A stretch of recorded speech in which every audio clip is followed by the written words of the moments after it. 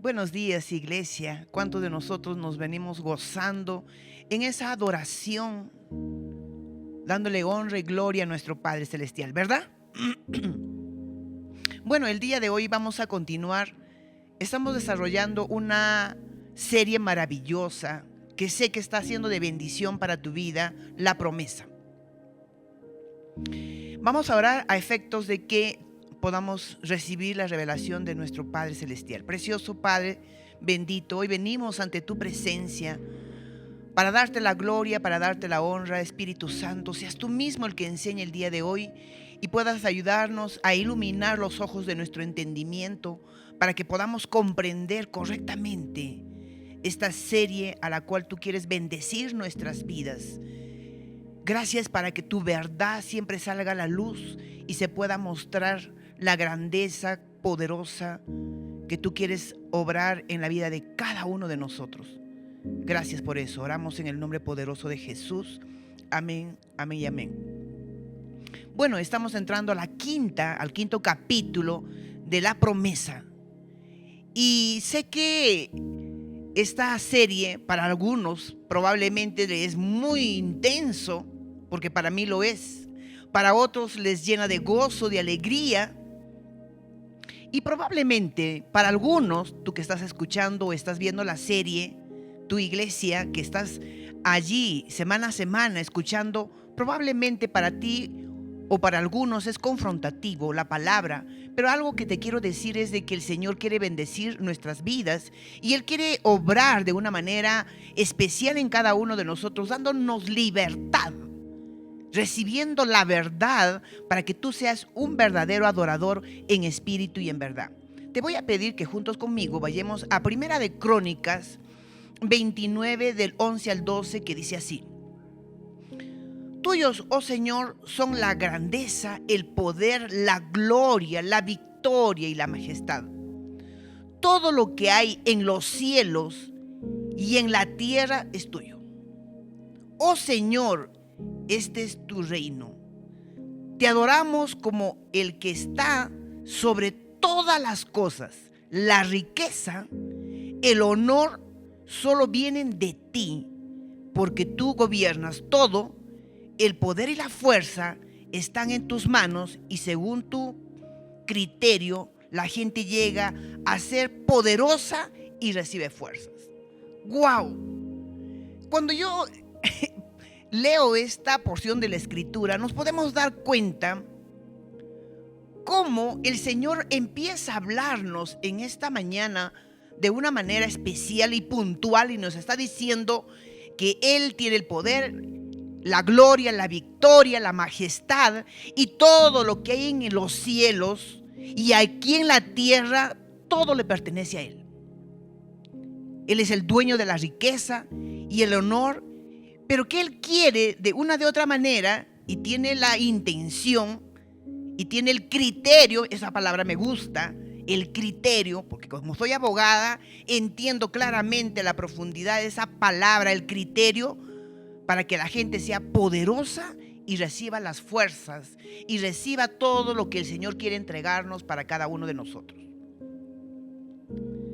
Como hemos estado en este tiempo colocando cada bloque para nuestra promesa, para la construcción de nuestra promesa, para que sea edificada correctamente, pero hoy, en este tiempo, con un mayor entendimiento de la palabra, podemos nosotros clarificar ciertos puntos en nuestras vidas. Por eso que el título del día de hoy, de este capítulo 5, dice, hace una pregunta: ¿un acto de adoración o un deber? Y tú te dirás, ¿un acto de adoración o un deber? ¿Qué quiere decirme esto el día de hoy? Cuando el Señor nos ha ido mencionando que es fundamental e importante poner cada bloque para la construcción y la edificación de esta promesa maravillosa que Él nos ha dado, entonces empieza a deslumbrar nuestra mente a la luz de su palabra y podamos comprender claramente en este tiempo que tenemos que aprender a vivir en la temporada en la que nos encontramos con un corazón de contentamiento con lo poco o lo mucho que podamos tener. El segundo punto nos había dicho, el segundo bloque, que para que tú seas un adorador en espíritu y en verdad, tengas que hacer esa sinergia en tu corazón para que tú puedas, a través de la verdad, a través de la luz que se va encendiendo en tu corazón, tú puedas convertirse verdaderamente en ese adorador en espíritu y en verdad. Luego nos está diciendo que tenemos que ser libres, completamente libres de toda esa influencia de las tinieblas, para que tú puedas ser ese instrumento de bendición para los demás.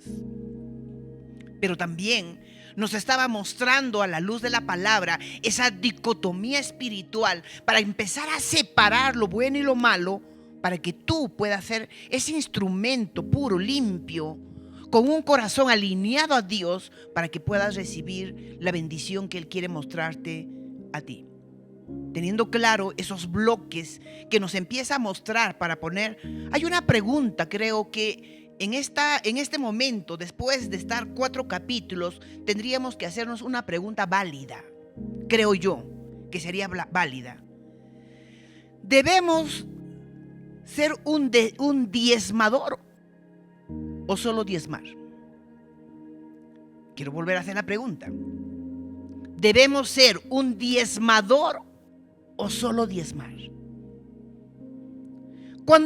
Cuando tú y yo comprendemos, entendemos que todo proviene de Dios, empezamos a movernos en esa sintonía y decimos: Él es la fuente. Él es la fuente de nuestras vidas. Él es la fuente inagotable de todo lo que podría venir en nuestras vidas. Entonces empezamos nosotros a comprender todo le pertenece a Él. Si todo le pertenece a Él, primero tendría que ir a Él llevando lo que le corresponde y no quedarme primero usando las cosas, en situaciones, en obtener cosas efímeras que puedan terminar prontamente. Y quiero que tú sigas la secuencia el día de hoy que vamos a ir enseñando. En Primera Crónicas 29, del 16 al 18 nos dice: Oh Señor nuestro Dios, aún estos materiales que hemos reunido para construir un templo para honrar tu santo nombre viene de ti. Aquí David, un hombre conocido como el adorador en espíritu y en verdad, empieza a decirle al Señor de una manera contundente y le está diciendo: Oh Señor mi Dios, estos materiales que estamos recabando, que estamos obteniendo para reunir y construir tu templo, en el Antiguo Testamento estaba él con ese corazón puesto allí de querer construir el templo del Señor, pero él está reconociendo ante la presencia del Señor y le está diciendo: ¿sabes qué, Señor? Estamos reuniendo todo esto, pero hoy te quiero decir que todo, incluso todo lo que hay, lo que existe aquí, todo proviene de ti. Todo te pertenece, le dice. Yo sé, mi Dios, que tú examinas nuestro corazón y te alegras cuando encuentras en él integridad. Tú sabes que he hecho todo esto con buenas intenciones y he visto a tu pueblo dando sus ofrendas con voluntad propia y con alegría. Oh Señor, Dios de nuestros antepasados Abraham, Isaac e Israel, haz que tu pueblo siempre, iglesia, siempre desea obedecerte. Asegúrate de que su amor por ti nunca cambie. A mí me conmueve mucho esta adoración de David, mostrándole y diciéndole al Señor: Señor, tú lo sabes. Tú sabes cuando cada uno de tus hijos se mueven para poder traerte lo que a ti te corresponde. Y por eso que el título de la enseñanza dice: ¿es un acto de adoración lo que haces o es un deber?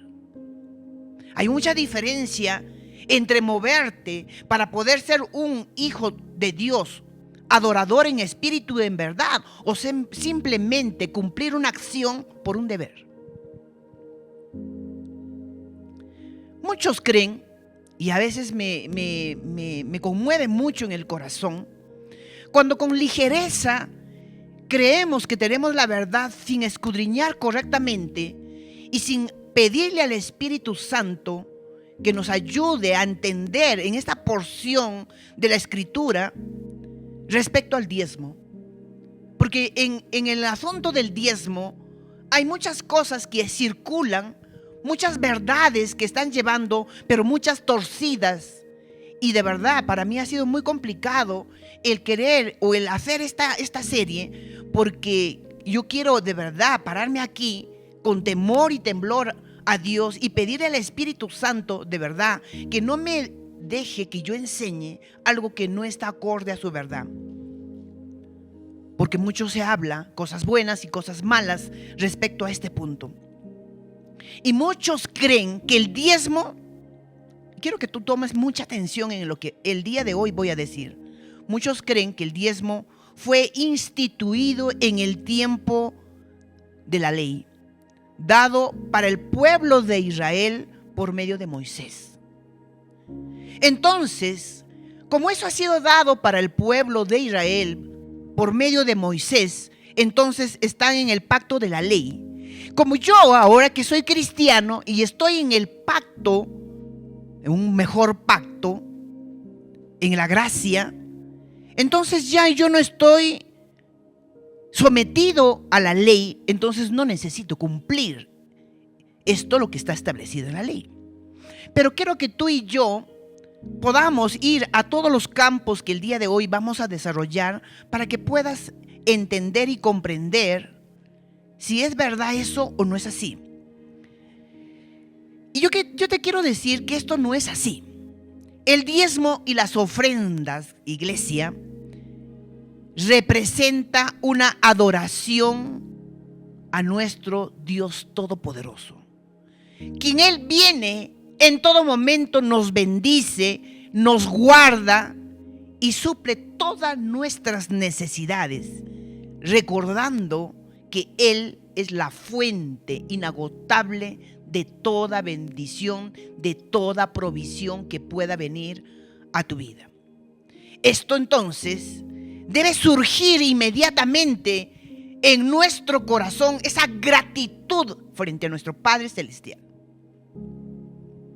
Cuando hay un corazón lleno de gratitud, iglesia, un corazón de reconocimiento y de honra a Dios, entonces va a surgir inmediatamente en tu corazón que gracias a Él, gracias al sacrificio de Jesús, hoy mi vida ha tornado un camino diferente.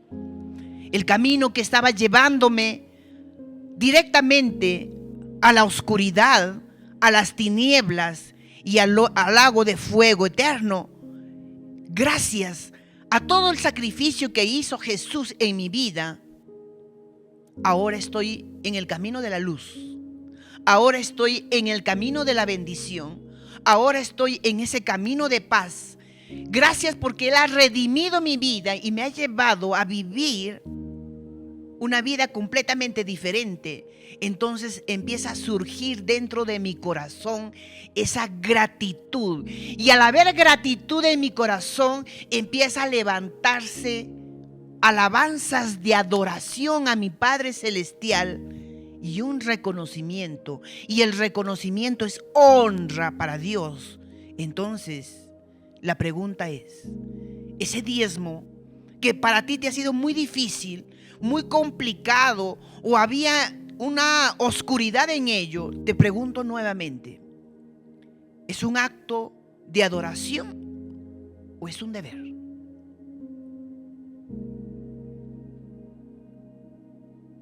Te quiero decir, sin Él no somos nada. Nuestros diezmos y nuestras ofrendas simplemente es una manifestación de un corazón adorador en espíritu y en verdad. Uno de los personajes que a mí me cautiva mucho es Abel. Abel era un hombre, un pastor de ovejas que vivía en una época fundamental, en una época a la cual tú y yo debemos de girar nuestra mirada, porque tenía una relación estrecha con Dios.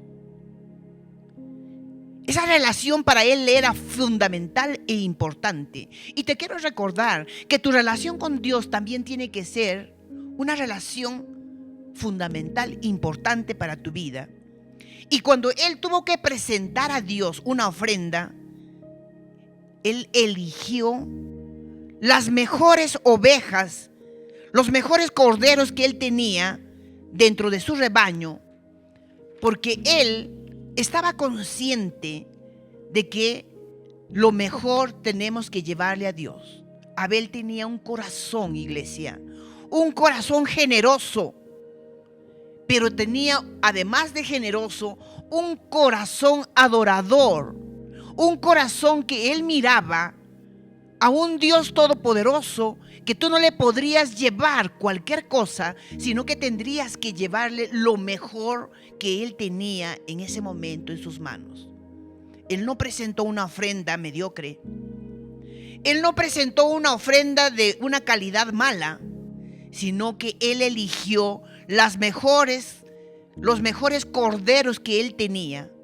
Esto nos puede mostrar a la luz de la palabra de cómo él valoraba, iglesia, de cómo él valoraba la relación con Dios. Y él quería honrarlo con lo mejor que él tenía. Su actitud, iglesia. La actitud es fundamental para los ojos de Dios. Nuevamente hago la pregunta: ¿es un acto de adoración o un deber para ti el de entrar, el llevar la ofrenda y los diezmos? La actitud de Abel hacia el dinero y a las posesiones era fundamental, porque Dios estaba mirando el corazón. Él estaba mirando un corazón y se estaba dando cuenta, Dios, que él no tenía apego, iglesia. Apego a los asuntos materiales. Él no tenía apego a las riquezas ni a las posiciones. Creo que eso ya habíamos estudiado más adelante. Porque él estaba dispuesto, iglesia, dispuesto a dar lo mejor de su rebaño a Dios.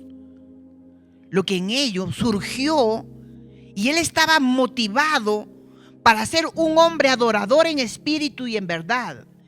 Y que él estaba alejando, con esa actitud, él estaba alejando la codicia y la avaricia. Me mueve mucho esto. Me mueve mucho de cómo Dios empieza a mover en el sistema espiritual, que todo tiene un efecto fundamental en nuestras vidas.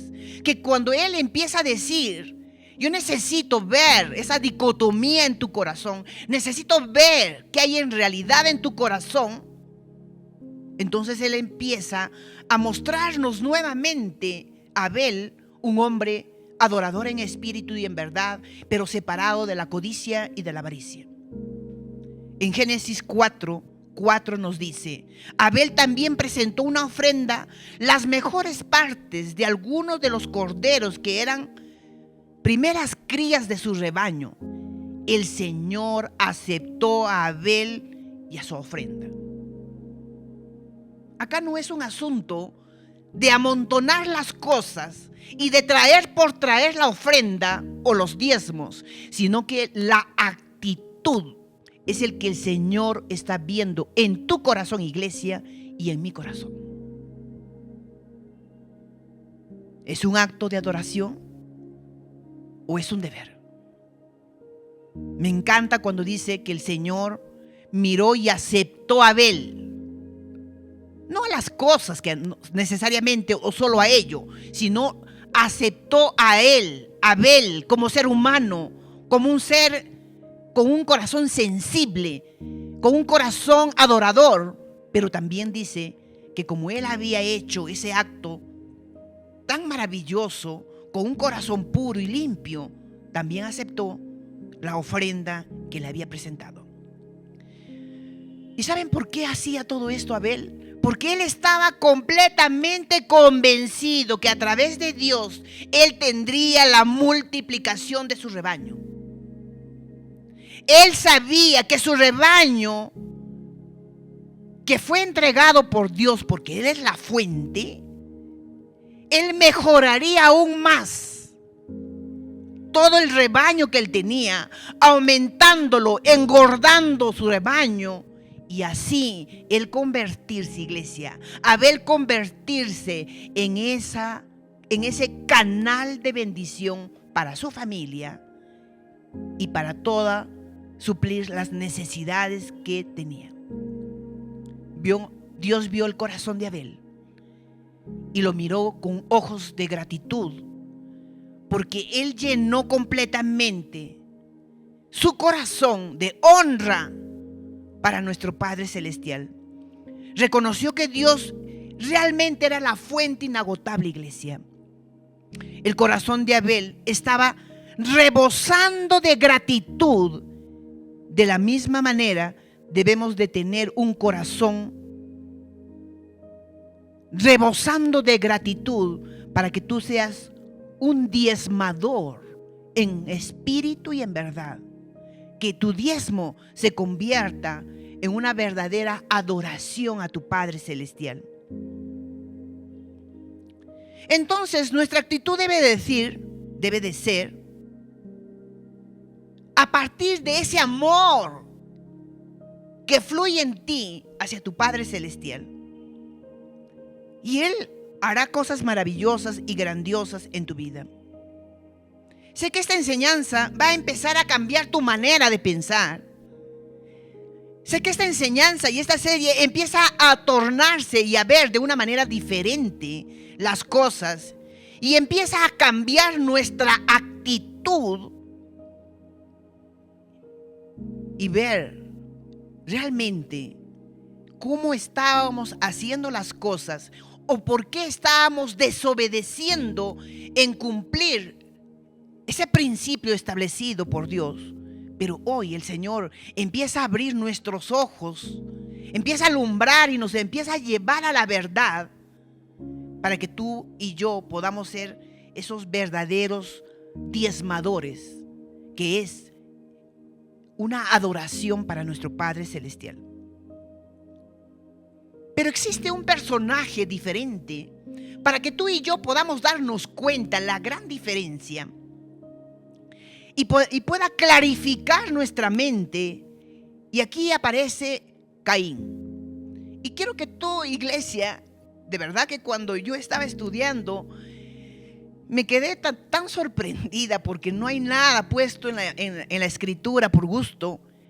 En hebreo, Caín significa, iglesia, el nombre de Caín en hebreo significa adquisición o posesión. En el contexto bíblico, el nombre Caín tiene el significado más profundo relacionado a la idea de poseer o adquirir algo. La raíz del nombre Caín se relaciona con la idea de adquirir o poseer algo. Este puede reflejar la naturaleza de Caín. Puede tener esa naturaleza de Caín. Es enfocado, iglesia, en las posesiones y en las riquezas materiales. En el contexto de la Biblia, el nombre Caín puede simbolizar, iglesia, la idea de poseer o adquirir, pero también puede reflejar la naturaleza pecaminosa de Caín. La historia de Caín en el libro de Génesis muestra cómo se refleja inmediatamente la envidia y su deseo, iglesia. Nuevamente volvemos, el deseo, la influencia del espíritu de Mamón, el deseo de querer tener más y más, y de cómo esto le llevaba a tener envidia a su hermano, y esto generó violencia, iglesia. Entonces, el primer punto que el día de hoy estamos tratando es, iglesia, el primer punto, cómo Dios nos empieza a mostrar el acto que tú vas a hacer, el acto que tú estabas haciendo o el acto que no quieres hacer, es un acto de adoración o un deber. El Señor nos empieza a mostrar en este primer punto y podemos ver dos corazones que salta a la luz inmediatamente, ¿verdad? Para poder examinar también nuestros corazones, si somos adoradores en espíritu y en verdad, o somos amadores al dinero. ¿Nuestro corazón está alineado como un corazón de Abel o nuestro corazón está alineado como un corazón de Caín? ¿Un acto de adoración o un simple deber? Abel tenía un acto de adoración. Caín tenía un acto de un simple deber.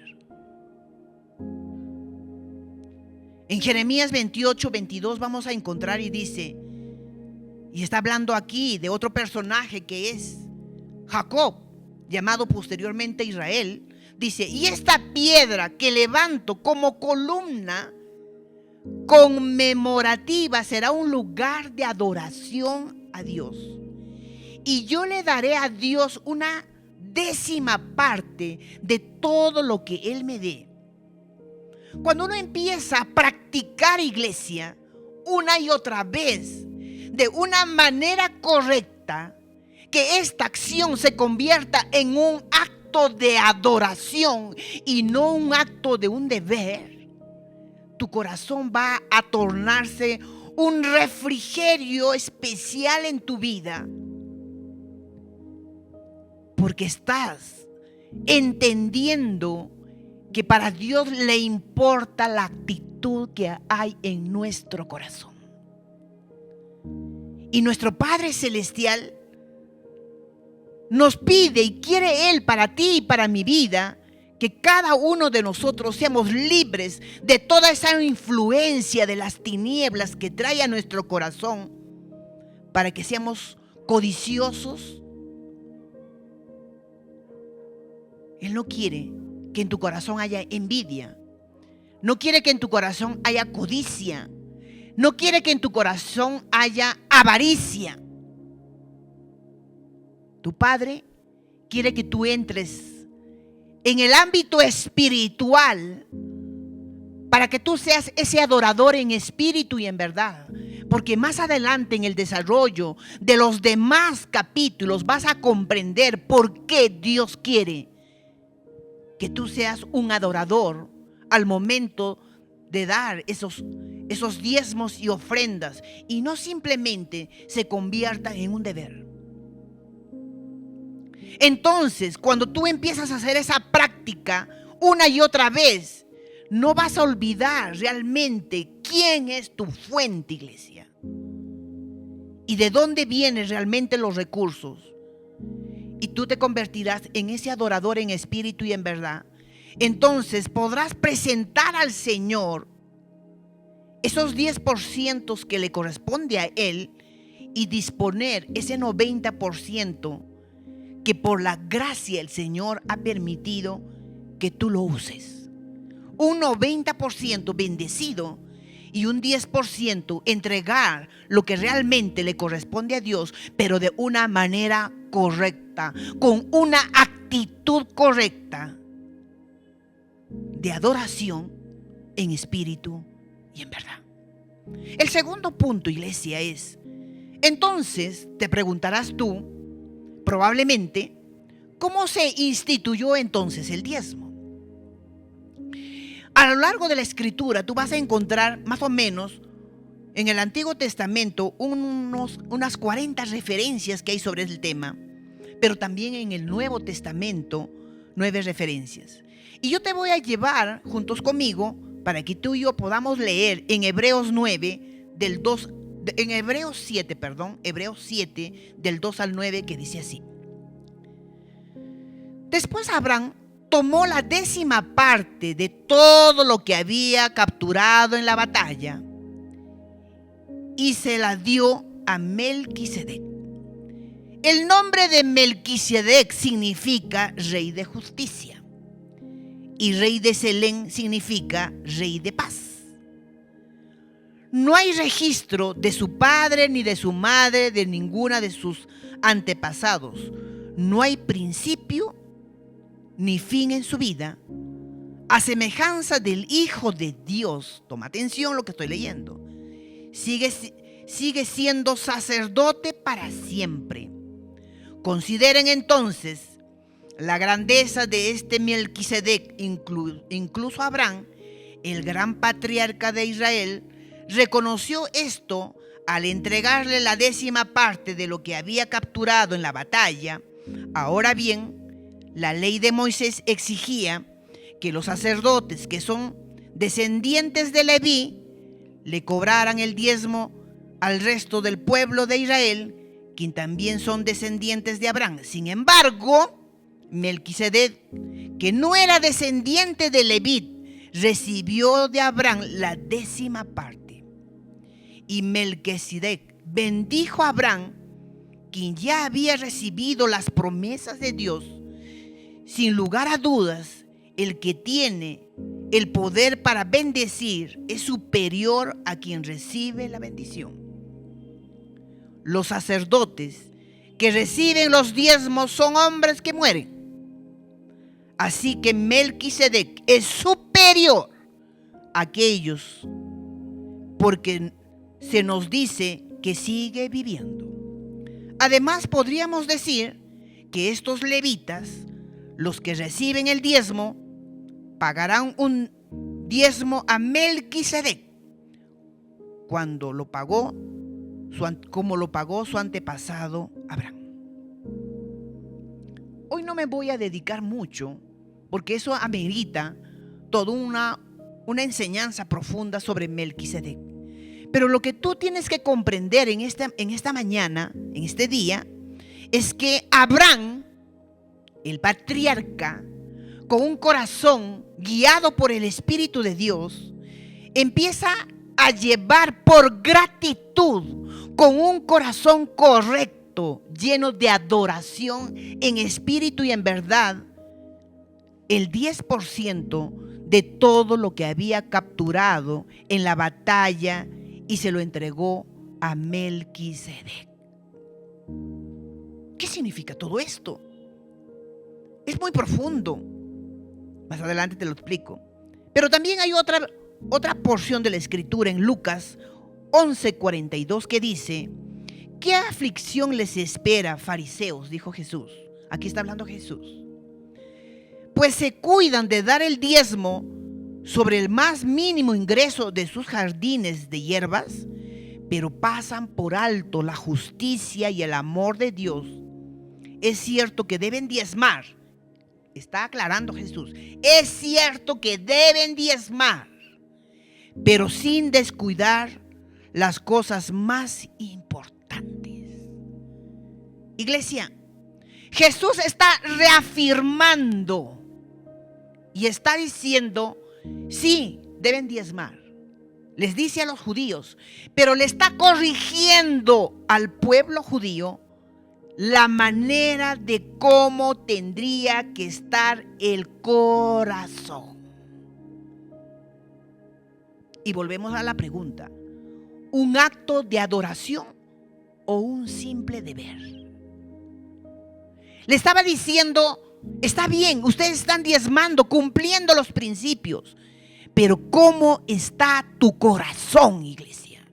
¿Cuál es la actitud correcta como tienes que llevar los diezmos y a las ofrendas?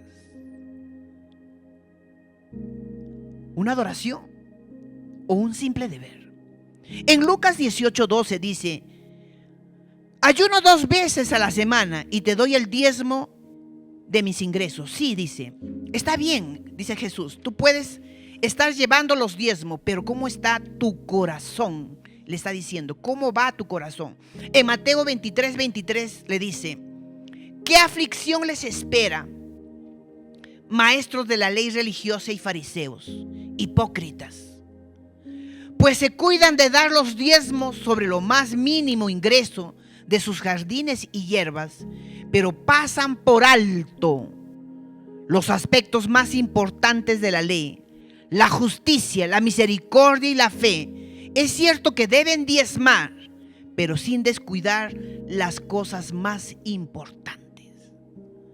Iglesia, el Señor no quiere que tú te muevas simplemente como un deber de traer. Él está mirando tu corazón. Él quiere que tú seas un diezmador, iglesia, y no simplemente diezmar. Él quiere que tú seas un diezmador lleno de gratitud, de adoración a tu Padre Celestial, reconociendo que Él es la fuente, que de Él proviene todo. Qué maravilloso es la palabra. Cuando Él viene a traernos una verdad que empieza a sacudir nuestras vidas. Y entramos al tercer punto, que quiero que tú tomes mucha atención en este tercer punto. Entonces, Jesús quiere que tú aprendas a aplicar el principio de la primera mención. Y tú me dirás entonces ahora, ¿qué significa eso? Él quiere que tú seas un aplicador del principio de la primera mención. Este principio de la primera mención es un principio hermenéutico, iglesia. Es un principio hermenéutico que se aplica principalmente en el estudio de la palabra de Dios. Cuando tú entras al estudio más profundo, iglesia, es una perla que el día de hoy te voy a entregar para que tú no puedas caer en el engaño de las tinieblas y puedan torcer la escritura y puedas decir: esto ya no está vigente. Entonces, cuando tú quieras hacer un estudio correcto, adecuado de las escrituras, tú y yo tenemos que aplicar este principio fundamental de la primera mención, que debemos de tenerlo claro, como nos explica la hermenéutica. Surge este principio de la primera mención como el primer concepto establecido en la escritura, o la palabra que aparece en el texto. A menudo esto va a tener un contenido de la verdad fundamental y estable para que tú puedas aplicar adecuadamente más adelante. En términos simples, este principio de la primera mención es la que tiene la mayor importancia, la primera aparición que le va a tener un significado verdadero y fundamental al tema que tú vas a tratar. En otras palabras, este principio de la primera mención va a establecer un patrón que nos va a llevar y va a tener la clave fundamental para que tú puedas desarrollar cualquier tema que tú vas a estudiar más adelante. Nos va a ayudar a comprender correctamente los significados posteriores de la palabra de Dios. En otras palabras sencillas, que el principio de la primera mención nos va a ayudar a trazar en el tiempo correctamente lo que el Señor quiere decir en su palabra. Por eso que es fundamental, iglesia, que el día de hoy tú aprendas claramente que el principio de la primera mención no es otra cosa ir en los fundamentos sólidos, claros, del concepto de las ofrendas y los diezmos en la primera mención. ¿Dónde se mencionó primero? Obviamente que tengo que irme al primer libro. ¿Dónde? Génesis, ¿verdad? Génesis es el primer libro que me va a ayudar a esclarecer, iglesia, lo que Dios quiere hablar conmigo. Y por eso vamos a Génesis 14:20, que dice: y bendito sea Dios Altísimo, que derrotó a tus enemigos para ti. Luego Abraham dio a Melquisedec una 10ª parte de todos los bienes que había recuperado. Iglesia, hoy quiero que tú sepas que en Génesis es la base fundamental, precisa, correcta, aplicando la hermenéutica, usando el principio de la primera mención, que el diezmo estaba establecido ya en Génesis. Cuando Abraham diezmó y entregó a Melquisedec, estaba mostrando, iglesia, ¿qué cosa? Estaba mostrando ese desprendimiento, y con su acción estaba haciendo esa acción, ese acto de adoración en espíritu y en verdad. Jacob, de la misma manera, en Génesis 28, del 20 al 22, que dice: luego Jacob hizo el siguiente voto, el siguiente compromiso: si Dios en verdad está conmigo y me protege en este viaje, y si Él me provee la comida y la ropa, y si yo regreso sano y salvo a la casa de mi padre, entonces el Señor ciertamente será mi Dios. Y esta piedra que levante como columna conmemorativa será el lugar de adoración a Dios, y yo le daré a Dios una 10ª parte de todo lo que Él me dé. Es muy interesante esta palabra que habla Jacob, y está poniendo una señal, está poniendo puntual, está marcando y está aplicando correctamente ese principio de la adoración, ese principio fundamental, que tu Padre es la fuente inagotable de todo. No solamente aquí Él está mencionando de la adoración, sino que también Él está mencionando de la protección, iglesia, de la protección para tu vida. Entonces acá hay una claridad fundamental en Génesis 28, del 13 al 15, que dice así: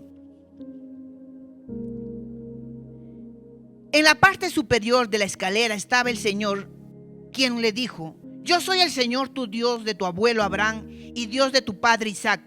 La tierra en la que estás acostado le pertenece. Te la entrego a ti y a tus descendientes. Tus descendientes serán tan numerosos como el polvo de la tierra. Se esparcirán por todas las direcciones, hacia el oriente y el occidente, hacia el norte y al sur. Todas las familias de la tierra serán bendecidas por medio de ti y de tu descendencia. Además, yo estoy contigo y te protegeré donde quiera que vayas. Llegará el día en que te traeré de regreso a esta tierra. No te dejaré hasta que haya terminado de darte todo lo que te he prometido. Dios primero le habla de todas las bendiciones que le va a hacer llegar en respuesta a toda esa señal de adoración, de apartar el 10% de lo que le corresponde. Porque Jacob tenía la seguridad, había llegado al corazón esa revelación de la palabra, y él estaba seguro y completamente convencido en su corazón quién era la fuente inagotable de todo, pero además quién era su verdadero protector, quien lo iba a cuidar de todo peligro, y que él traería ese 10% lo que le correspondía a Dios, y Dios iba a bendecirlo de una manera totalmente diferente. Nació un corazón lleno de gratitud y de adoración por todo lo que él estaba viviendo, estaba experimentando en la vida de Jacob. Ellos no estaban en la ley, iglesia. Ellos no estaban en la ley. Ellos estaban viviendo y aplicando el principio. Ese principio fundamental que Dios había mostrado en ese momento. Luego se instituyó la ley, pero fue mucho más. Es de mantener todo un sistema de sacrificio y de adoración para el apoyo de estos sacerdotes levitas. Los levitas estaban dedicados exclusivamente a la adoración y ellos necesitaban esos diezmos para su sostenimiento. Y así está escrito en Levítico 27 del 30 al 32, que te dejo para que tú lo leas. La ley de Moisés consideró a los diezmos un deber, iglesia. Un deber. Y entonces ahora que tú estás comprendiendo, aplicando el principio de la primera mención, surge una pregunta importante en nuestras vidas. ¿Es un acto de adoración o un deber? En Hebreos 7:8 dice: los sacerdotes reciben los diezmos, son hombres que mueran. Así que Melquisedec es superior a ellos porque se nos dice que sigue vivo. Y quiero que tú sepas, iglesia, que esto de Hebreos fue escrito más o menos 50 años después de Cristo. La carta fue dirigida a los cristianos judíos, quienes pretendían regresar al sistema judaico, para que se convierta el diezmo en un deber y no en una adoración. Iglesia, hoy el Señor, a través del Espíritu Santo, nos quiere decir cómo está la actitud de tu corazón. ¿Cómo está realmente tu corazón? ¿Estás entregando lo que le corresponde a Dios, esos diezmos y ofrendas, como un acto de adoración o un deber? Y si aún tú todavía no has cumplido, no has entregado, no has iniciado, la pregunta es: ¿realmente estás adorando a Dios o estás amando al dinero? Nuestra acción tiene que ser correcta, iglesia, que tiene que ser un acto de adoración. Cuando es un acto de adoración, estarás mostrando un corazón correcto a tu Padre. El diezmo es una manifestación de nuestra adoración a Dios. Vuelvo a repetir, el diezmo es un acto de manifestación de adoración a Dios. En 2 Corintios 9, del 8 al 11 dice: y Dios proveerá con generosidad todo lo que necesites. Entonces siempre tendrás todo lo necesario y habrá bastante de sobra para compartir con otros. Como dicen las Escrituras: comparte con libertad y dan con generosidad a los pobres. Sus buenas acciones serán recordadas para siempre, pues es Dios quien provee la semilla al agricultor y luego el pan para comer. De la misma manera, Él proveerá y aumentará los recursos de ustedes y luego producirá una gran cosecha de generosidad en ustedes. Efectivamente, serán enriquecidos en todo sentido para que siempre puedan ser generosos cuando llevamos sus ofrendas a los que los necesitan, y ellos darán gracias a Dios. Aquí nos dice que Dios es la fuente, iglesia. Que Él es la fuente y Él nos va a dar la semilla, el pan, para que lo que disfrutemos y también llevemos a todos los que necesitan. Él nos va a sustentar con el poder de su palabra.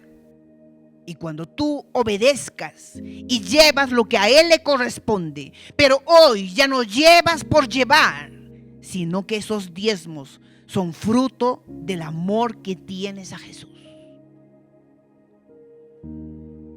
En el Evangelio de Juan 14:15 dice: si me aman, obedezcan mis mandamientos.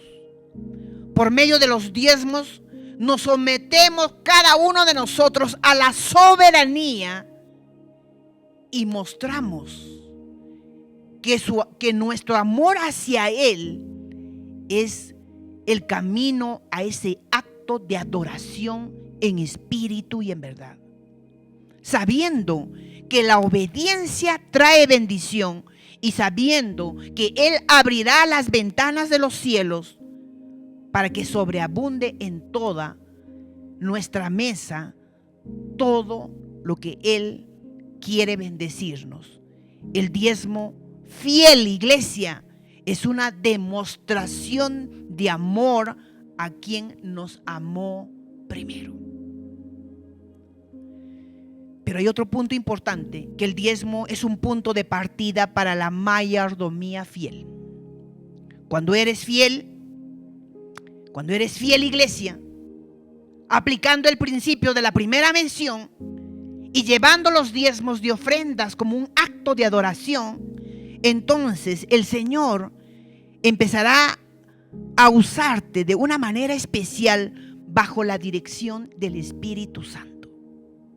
El diezmo libera a la persona del temor a las finanzas, del temor a esa influencia de las tinieblas, del temor a esa influencia de este espíritu que quiere tener atado a cada uno de las familias para que sigan viviendo, odiando, cuestionando a Dios, porque nada hace con Él. Pero hoy, iglesia, tú y yo estamos recibiendo la verdad. Entonces la pregunta es: ¿por qué debo diezmar? Es fundamental que nuestros corazones puedan comprender que diezmar es un acto de adoración. Es fundamental para tu vida y para mi vida, que es fundamental que tú conozcas y yo conozco, porque así le estamos dando el lugar que corresponde y reconociendo quién es la fuente verdadera de toda la provisión que viene a nuestras vidas. Pero también es una forma de reconocer el señorío de Dios sobre nuestras vidas, porque el diezmar es una acción que va a acompañar a una declaración de fe de que Dios es mi fuente de provisión. Estamos poniendo claro al accionar de llevar el diezmo y la ofrenda, estoy diciéndole claramente a las tinieblas que Él no tiene autoridad sobre mi vida. Él no influencia mi vida. Yo no vivo por mis propias fuerzas ni por mi capacidad, sino que la fuente inagotable de toda provisión financiera es mi Padre Celestial. El diezmar es un método importante para cada uno de nosotros. Y quiero que tomes atención a esto. Es una forma de disciplina, iglesia. Es una forma de disciplina en nuestras vidas, en cada persona. El diezmar te va a llevar a ser disciplinado. No solamente para asuntos financieros, iglesia, sino que es una disciplina que el Señor quiere hacer contigo para que luego, más adelante, seas el administrador y el mayordomo del reino de los cielos. Difícilmente, si tú no has sido disciplinado en esta área, difícilmente te convertirás en el administrador del reino de los cielos. Por eso que es necesario que tú y yo seamos esos diezmadores con un corazón adorador en espíritu y en verdad. Y el Señor podrá decir: hijo, hija, estás calificado para que seas usado correctamente. Estás calificado para que pueda usarte y entregarte las llaves de mi reino. Iglesia, quiero que te pongas de pie, que vamos a orar. Precioso Padre, bendito Rey, eres un Dios todopoderoso, bendito Padre. Te damos gracias porque tú eres bueno y eres maravilloso. Tú quieres el corazón de cada uno de tus hijos, Padre. Y hoy nos estás mostrando, bendito Rey, a la luz de tu palabra, que sea un acto de adoración, no un simple deber, Señor. Gracias porque tú nos estás llevando a tener esa disciplina correcta, Padre, porque tú quieres entregarnos las llaves de tu reino, Padre bendito.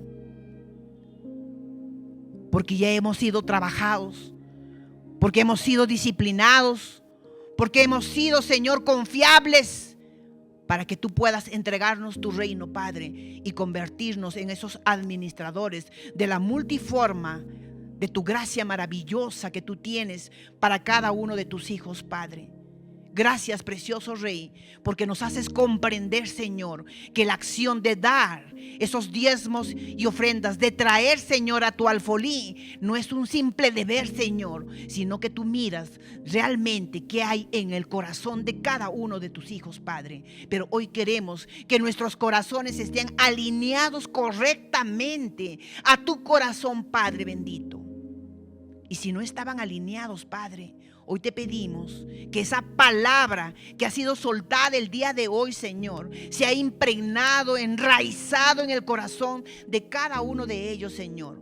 Y sé que cuando tu palabra es soltada, no volverá vacía, Padre, hasta que no haya cumplido la orden correcta, Padre. Esa orden que tú has dado. Gracias, precioso Rey. Oramos en el poderoso nombre de nuestro Señor Jesucristo. Amén, Señor. Amén y amén.